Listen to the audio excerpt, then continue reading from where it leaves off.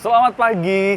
Pernah tahu nggak ada nama lembaga namanya itu Badan Penyelenggara Jaminan Produk Halal, BPJPH. Nah, kalau saya sih sejujurnya baru tahu. Saya pikir ini adalah lembaga baru yang dibentuk oleh Presiden Prabowo. Tapi ternyata ini sudah ada sejak tahun 2017. Apa sebenarnya tugasnya? Ngurusin halal-halal apa sih? Apa bedanya sama MUI? Nah, ini kita akan coba tanyakan langsung kepada Kepala BPJPH-nya, Haikal Hasan.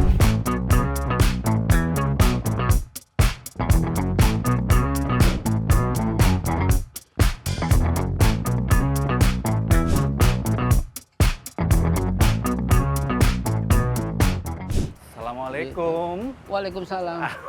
Babe Haikal.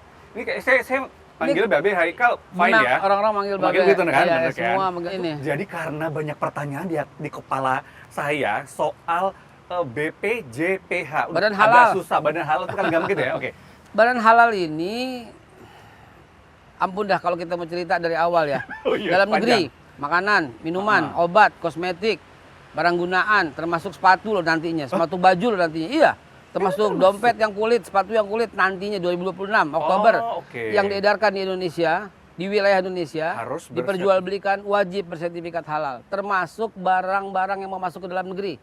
Daging-daging dari mana-mana, dari luar negeri, impor-impor wajib bersertifikat halal. Jadi kalau kita nggak sesederhana cuman stempel halal itu, termasuk sekarang ini, kita mesti lihat barang-barang yang halal itu bener-bener keamanannya buat warga kita. Kita punya daily itinerary checking, schedule.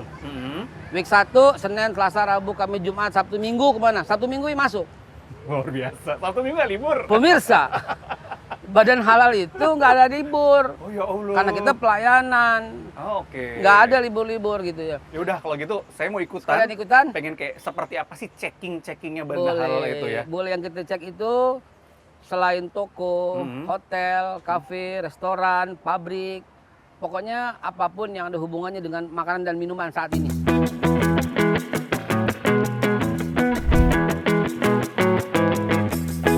Ini kita lihat nih misalnya nih. Nah, ini produk-produk kentang. Apa nih namanya Makanan, nih? chips ya, apa cemilan-cemilan ya. Tuh, kita udah tahu tempatnya di mana tuh. Tuh, kayak gini-gini nih. Di pojok sini ya? Oh. Oke. Jadi kalau biasanya di pojok-pojok gitu ya, Be? Pojok kiri atas. Ini waduh, jadi iklan kita nama produk. Apa boleh? Nggak bisa Yang dihindari. mungkin bilangnya ke masyarakat adalah ketika misalkan kita mau memastikan bahwa produk itu sebenarnya halal atau tidak, langsung di pojok-pojok gitu ya, emang biasanya tempatnya ya. Betul. Kalau kayak gini, buah-buah gini, Nah, buah termasuk barang yang positif list.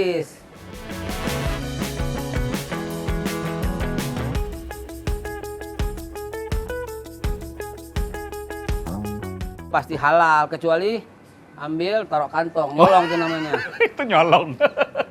Mau halal makannya jadi makan nggak boleh. Itu nggak halal, itu nggak halal. Oh gitu. Nah ini nih, ini sebuah contoh yang menurut saya ideal. Idealnya Kenapa ideal? Logonya kelihatan banget, nggak ragu-ragu. Oke. Oh jadi kalau bisa emang sangat diapresiasi ketika ada produk yang langsung logonya gede banget gitu ya. Itu kan Itu menambah memudahkan. PD dan menambah orang langsung beli gitu. Oh iya. Kayak gini nih. Nggak perlu nyari-nyari dulu Nggak lah perlu, ya. Mana nggak ketemu, taruh gitu. Mendingan kepada produsen kami himbau seperti contohnya ini, kan kelihatan tegas tuh. Jreng, Nggak cuma gitu. lambang tapi juga ada Ada tulisannya. logonya, ada nomor serinya sehingga bisa dicek. Kalau umpamanya mau dicek, silahkan masuk ke dalam sistem kita, tulis nomornya, keluar. Oh emang ada kodenya? Ada nomornya nih, Oh ini tuh bisa dicek. bisa dicek. Jadi masyarakat itu ngeceknya apa? Pakai aplikasi? Pakai aplikasi Si Halal. apa? Si halal. Dan nanti aplikasi itu ada beberapa. Ya, ada yang kita sebut Go Halal, ada yang kita sebut Halal Max, dan lain-lain. Itu silahkan teman-teman bisa kesukaan teman-teman gitu ya. Mana yang easy, mana yang mudah, yang diceknya begitu, yang gampang, yang cepat prosesnya gitu ya. Bebek, soal sertifikasi ini tuh kan ada masa berlakunya ya berarti ya? Ya betul. Itu berapa lama?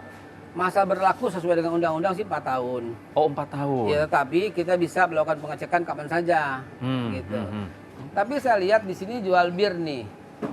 Oh, Ya kan? ada minuman tuh, keras, bir. ada. Boleh, boleh.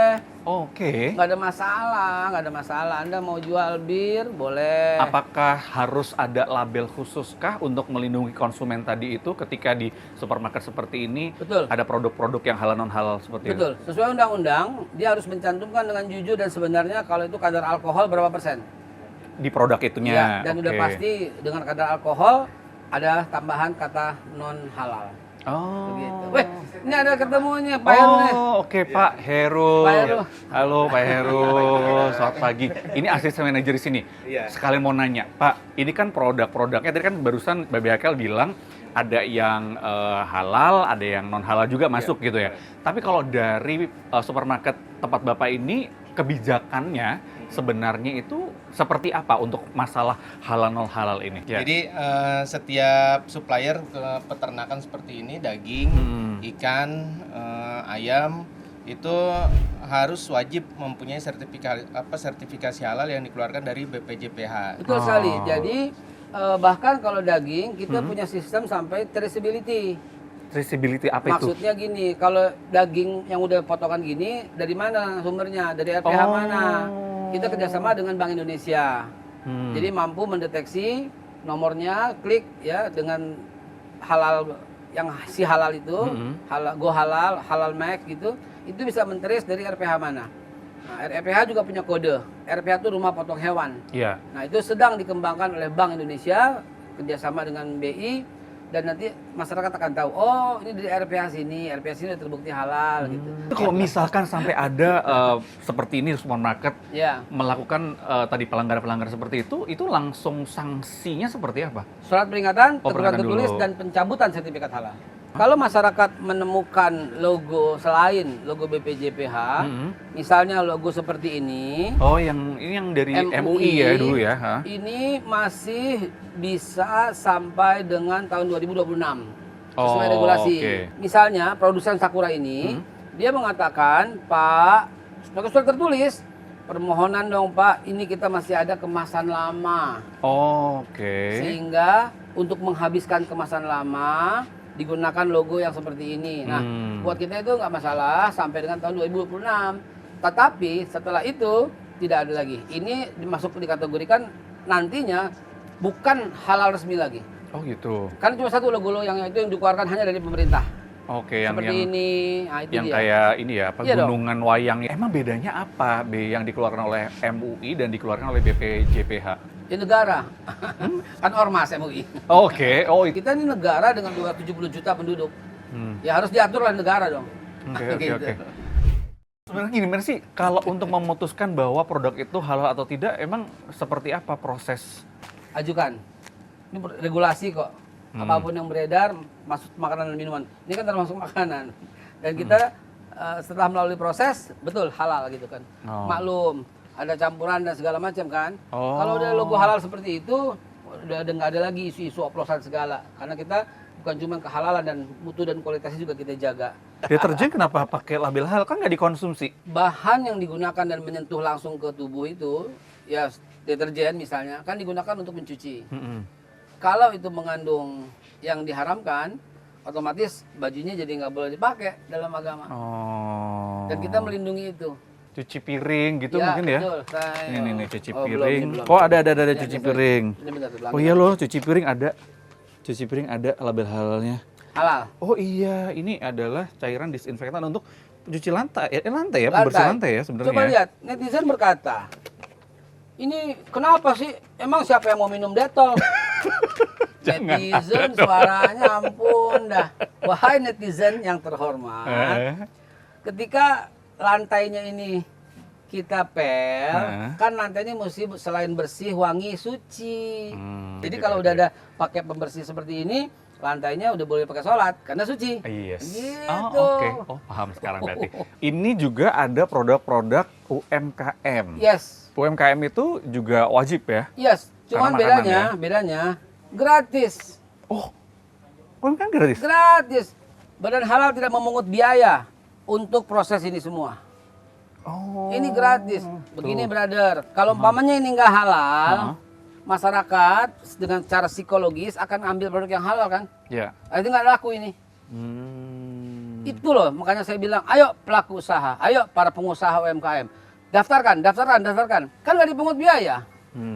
Supaya apa? Supaya para usaha mikro punya daya saing yang baik. Tuh lihat Mas, tuh. Logo halalnya tuh jelas kentara sekali tuh. Tuh. Supaya masyarakat ikut memilih begitu.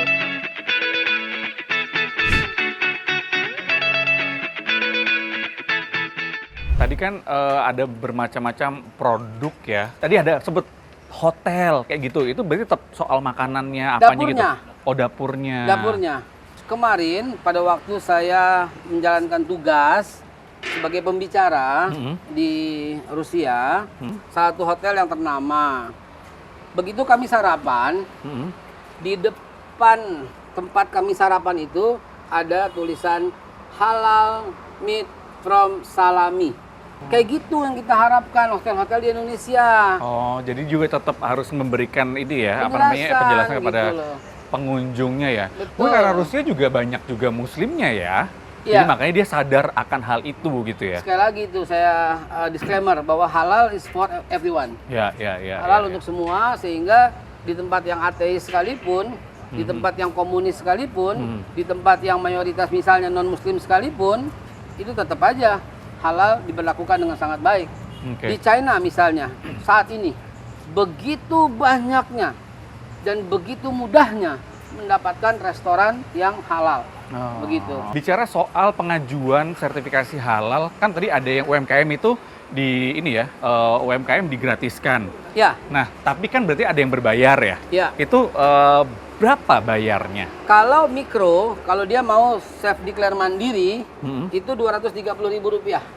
Self declare mandiri, maksudnya gimana tuh? Jadi gini, sebenarnya untuk mikro kan mendapat support bantuan dari pemerintah, subsidi 1 juta untuk pelaku usaha mikro.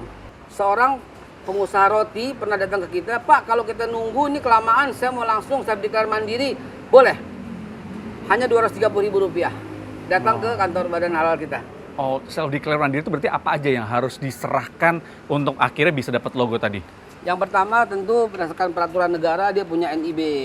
NIB adalah nomor induk berusaha. Ya. Kemudian dia melaporkan kepada kita ingredients-nya, terbuat dari apa. Apa aja. Dan itu dicek juga dengan pendamping ya, dengan pendamping yang akan mengunjungi gitu. Tanpa datang nggak apa-apa, masuk ke dalam sistem kami, nanti pendamping akan mengunjungi tempatnya. Kalau untuk yang perusahaan gede, kalau nggak salah saya baca sampai puluhan juta. Oh, nggak ada. Untuk badan halal sebesar-besarnya perusahaan raksasa dengan omset triliun aja masih tetap 12.500.000. 12.500.000. Maksimum itu. Dari 4 kelas. Ya, yang tadi 230, kelas kecil 600.000 rupiah. Terus yang menengah itu 5 juta ya, 5 juta rupiah, dan yang terakhir 12.500.000. Kenapa beda-beda sih, Bi? Kan beda klasifikasi, beda omset. Oh, oke. Tapi secara prosesnya akan sama sebenarnya yang dilalui. Beda juga. Oh. Kalau yang besar itu pertama dia kan punya cabang. Kita mesti random. Pabrik, kemasan, bahan baku. Bahan bakunya dari luar negeri, mesti kita pantau sampai luar negeri. Ada laboratorium gitu. Berarti lumayan banget dong ya pendapatan yang masuk dari badan halal ini. Sejak awal 260 miliar udah masuk. It's a very very small. Target saya tuh triliun. Ini obat memang pada tahun 2026 ketentuannya. Namun mayoritas sudah berlomba-lomba untuk halal. Nih. Tuh. Oke. Yang jerawat, bisul, gatal-gatal. Jadi tukang obat. Betul? Halal semua. Kayak obat cuci muka pas segala macam itu juga harus mencantumkan. Oh iya, yang orang bilang lagi tren apa namanya? Skincare. Skincare. Hati-hati skincare. Kalau skincare Anda tidak halal, tidak boleh beredar di Indonesia. Oh iya, ini selain dengan Badan POM, juga harus logo halal. Kalau Badan POM itu untuk ngurusin ingredients-nya. Ya, tidak mengandung merkuri dan sebagainya. Oh, yang berbahaya-berbahaya itu. Ya. Tapi kalau halal itu adalah ya dari keseluruhan ya. Pasti pertanyaannya gini, kenapa nggak sekalian? Emang sekalian. Oh, kan halalan toyiban, halalnya di kita, toyibnya di sono. Oh, oke siap. Nah, ini ada barang-barang yang dari luar negeri, yang sampai sekarang masih ada belum dilogokan halal, masih beredar, nggak ada masalah sampai dengan tahun 2026. 2026-nya itu tanggal berapa? 18 Oktober. Ketika di tanggal 18 itu masih ada yang tidak itu, Kita cabut, kita tarik, langsung. kita umumkan. Apa aja sih kalau soal dapur gitu yang berkaitan sama halalnya itu Bahan apa-apa? bakunya. Bahan baku. Ah, Oke. prosesnya. Proses memasaknya. Proses memasaknya. Oh. Selain bahan baku, proses memasak, semua yang terlibat. Menggorengnya, Minyaknya pakai minyak iya, yang halal atau tepungnya, tidak, terigunya, gitu. Berarti kalau kayak gini banyak banget yang dicek ya ketika dia mengupayakan untuk sertifikasi halal. Itulah.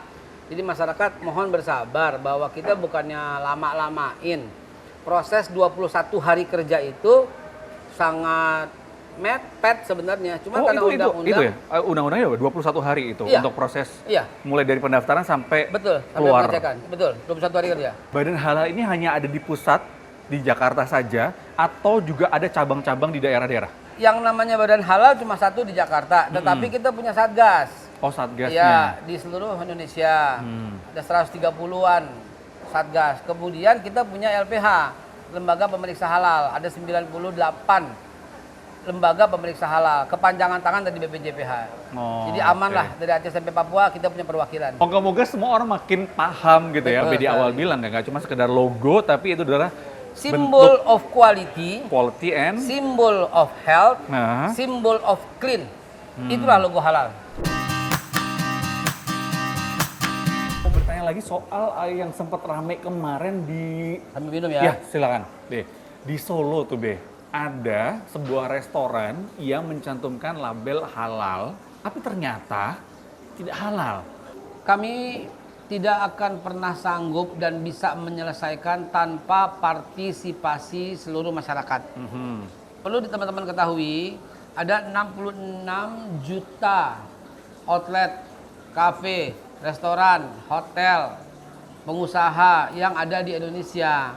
Oke. Jadi tanpa peran serta masyarakat, kita nggak bisa bekerja. Jadi kalau menemukan hal ini, harusnya masyarakat bukan mencaci, bukan memaki. Halo Badan Halal, kami menemukan pelanggaran ini, kami tindak. Laporkan. Begitu.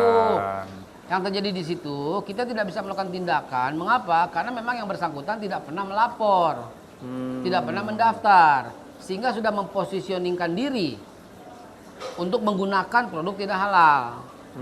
Ketika dia melapor dan kemudian kita cek, kemudian halal, ada logonya, ada sertifikatnya, kemudian dia merubah ingredientsnya dengan mencantumkan tetap halal tapi pakai bahan tidak ada halal. non-halal, Ini ya? sudah ranahnya kepolisian, penipuan, Oh, itu masuk pidana, penipuan itu panjang urusannya, bisa 5 tahun itu penjara.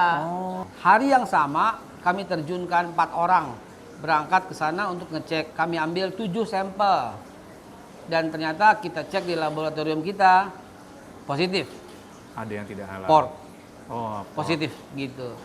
Namun yang bersangkutan telah menutup tokonya dan sampai sekarang pun tidak ada indikasi untuk melapor dan mendaftarkan sebagai restoran halal. Oh, belum ya? Belum, memang mau memposisikan seperti itu kita kan nggak bisa maksa. Iya. Misalnya ada restoran babi panggang, ya udah nggak apa-apa. Ya nggak apa-apa. Oh, iya bener juga ya. Iya. Ya nggak masalah. Nggak ada peminatnya masalah. juga. Iya. Indonesia itu kan sebagai masyarakatnya mayoritasnya Muslim ya. Sebenarnya apa sih keuntungan yang akan diambil oleh pemerintah ketika nantinya Indonesia menjadi hub halal dunia? Begini, ketika kita menjadi barometer, ketika kita menjadi simbol halal dunia, maka kita menjadi standar.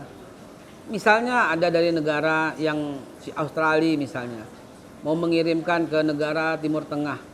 Ketika kita menjadi hub halal, kan bisa saja melalui kita. Ketika halal kita bermutu tinggi, makanya saya jagain banget kualitasnya itu, masyarakat dunia akan melihat bahwa oh kalau logo yang seperti itu dari Indonesia, ini udah jaminan mutu. Akhirnya seperti visi kami, halal Indonesia untuk masyarakat dunia. Ada restoran yang menjual yogurt frozen. 15 tahun beroperasi di Indonesia dan akhirnya beliau memproses sertifikat halal. Dan dapat setelah kami cek emang betul-betul tumbuhan gelatinnya juga halal semua. Kami berikan dong sertifikat halal. Dia pasang dong. Tahu apa yang terjadi? Ada pengusaha Timur Tengah mengatakan, ini saya mau buka di Timur Tengah. Dan langsung tertarik franchise. Apa artinya? Logo halal kita bermutu tinggi, dipercaya dunia. Ini kan ibaratnya tugas baru ya, Be ya. Kan kita tahu semuanya bahwa Babe Haikal ini dulunya adalah pendakwah. Yang kaitannya tuh di situ lah, nggak jauh-jauh gitu. Tiba-tiba sekarang jadi pejabat ngurusin halal gitu. Tapi apa, Be, challenge terbesar ketika menduduki posisi ini? Challenge terbesar itu adalah melawan netizen. Oh, itu ternyata lebih susah ya? Netizen itu ampun. Netizen luar biasa, langsung gitu. Langsung, waduh nggak beres, langsung ini, langsung. Loh, come on gitu. Kita 66 juta nih outlet nih.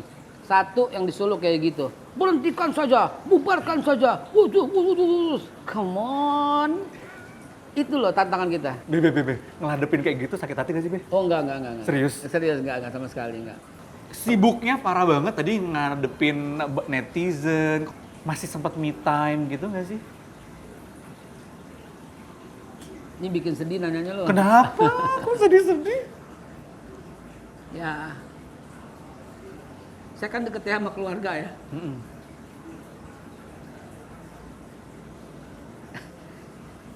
Be. Jadi Sabtu Minggu saya tetap kerja. Iya tadi Babe bilang. Untuk ngecek itu gitu. Kadang saya ajak aja anak-anak sekalian. Misalnya kita menonton bioskop gitu. Kita beli karcis misalnya berempat gitu ya. Itu saya cuma nonton sebentar, dia lengah tuh saya ngecek gitu loh. Jadi saya mesti ajak anak-anak gitu ya sambil jalan-jalan sama mereka. Tapi anak udah tahu, pasti papa rapat, pasti papa meeting. Gitu, ntar udah pas waktunya makan, saya datang buru-buru. Jadi gitu aja sih, apa? Buat saya ini nggak ada masalah ya. Saya orangnya emang agak haruan ya, agak cengengan gitu ya. Tapi tiap hari datang jam 7 dan pulang malam, Senin, Selasa, Rabu, Kamis, Jumat, Sabtu, Minggu tetap masuk. Ya kalau nggak begitu, saya takutnya nggak beres. Gitu aja sih sebenarnya sih. Ya. Tapi kan dari dulu emang saya orang yang suka santaian kan. Namanya juga punya perusahaan sendiri. Kalau dulu kan, Pak jalan yuk, Rabu, oke. Pak jalan yuk, Kemis, oke. Pak jalan yuk, apapun. Bahkan dia pulang sekolah, saya jemput, saya bawain baju, saya ganti, kita nongkrong tuh sama Alia. Aisyah juga lagi dari kampus, saya jemput, Pak kita nongkrong kita ngopi gitu. Ya, sekarang ya nggak bisa lagi. Terbatas ya, sekarang udah nggak bisa ya. Apa aja diobrolin gitu biasanya bisa sama anak ketika berduaan, kencan berdua? Kalau itu? saya pertanyaannya selalu sama. What next? What your future? Kamu mau jadi apa? Kamu mau ngapain? Kamu jadi apa? Kamu mau ngapain? Tugas kamu belajar, nggak usah mikirin duit, papa yang siapin. Tugas kamu nggak usah mikirin apapun, papa yang iniin. Tugas kamu adalah belajar gitu aja. Tugas kamu tuh bersosialisasi. Papa nggak bakal bangga kalau kamu punya nilai tinggi, tapi papa menjadi bangga kalau kamu bantu teman kamu yang susah, gitu aja. Oke, tapi terima kasih. Saya sudah meluangkan waktu, saya boleh ngikut kemana-mana. Nanti kapan kita ngobrol lagi. Itu tadi perbincangan dengan Babe Haikal Hasan, Kepala Penyelenggara Jaminan Produk Halal. Sampai ketemu di episode berikutnya. Sampai jumpa, salam SCTV. Satu untuk semua. Satu untuk semua.